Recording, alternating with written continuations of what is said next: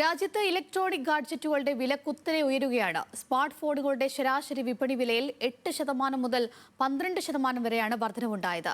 സാധാരണക്കാർ ആശ്രയിക്കുന്ന 20,000 രൂപയ്ക്ക് താഴെയുള്ള ബജറ്റ് ഫോണുകളെയാണ് വിലക്കയറ്റം വലിയ തോതിൽ ബാധിച്ചത്.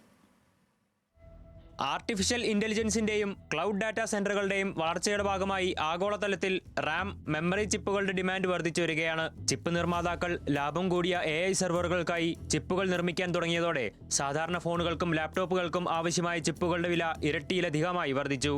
കൂടാതെ ഇൻബിൽറ്റ് AI ഫീച്ചറുകളും മികച്ച പ്രൊസസ്സറുകളും പുതിയ ഗാഡ്ജറ്റുകളിൽ ഉൾപ്പെടുത്തുന്നതുവഴി നിർമ്മാണച്ചെലവ് 25% വരെ ഉയർന്നിട്ടുണ്ട്. ഇറക്കുമതി ചെയ്യുന്ന സ്മാർട്ട് ഫോൺ പാർട്സുകൾക്ക് രൂപയുടെ മൂല്യത്തകർച്ചയും അന്താരാഷ്ട്ര ഗതാഗത നിരക്കുകളിലെ വർധനവും കാരണം കൂടുതൽ തുക നൽകേണ്ട സാഹചര്യമാണ്. AI ഡാറ്റാ സെന്ററിന്റെ യൂസേജിലേക്ക് ഈ റാം, ചിപ്പ്, ക്യാമറ, ചിപ്സെറ്റ് കാര്യങ്ങളെല്ലാം നമുക്ക് കൂടുതലായിട്ട് എൻക്വയറീസ് വന്ന് ഇപ്പോൾ ഡിമാൻഡ് ഓഫ് ദ സപ്ലൈ മാർക്കറ്റിൽ കുറവായി.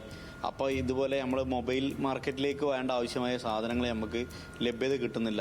25% മുതൽ 90% വരെ വില കൂടുതലാണ് ഇപ്പോൾ സംഭവിച്ചിട്ടുള്ളത്. അതിപ്പോൾ ഐഫോണിലായിക്കോട്ടെ, ആൻഡ്രോയിഡിലായിക്കോട്ടെ.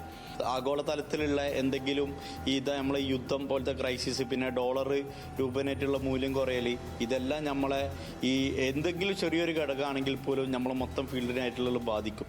മുൻപ് നിർമ്മാണ ചെലവ് കൂടുമ്പോൾ ലാഭവിഹിതം കുറച്ച് കമ്പനികൾ വിപണി വില പിടിച്ചു നിർത്തുമായിരുന്നു. എന്നാൽ ഇപ്പോൾ ഇന്ത്യൻ ബ്രാൻഡുകൾ പോലും നഷ്ടം നികത്താൻ തങ്ങളുടെ ഫോണുകളുടെ വില 1000 രൂപ മുതൽ 6000 രൂപ വരെയാണ് വർദ്ധിപ്പിച്ചിരിക്കുന്നത്. ന്യൂസ് മലയാളം, കോഴിക്കോട്.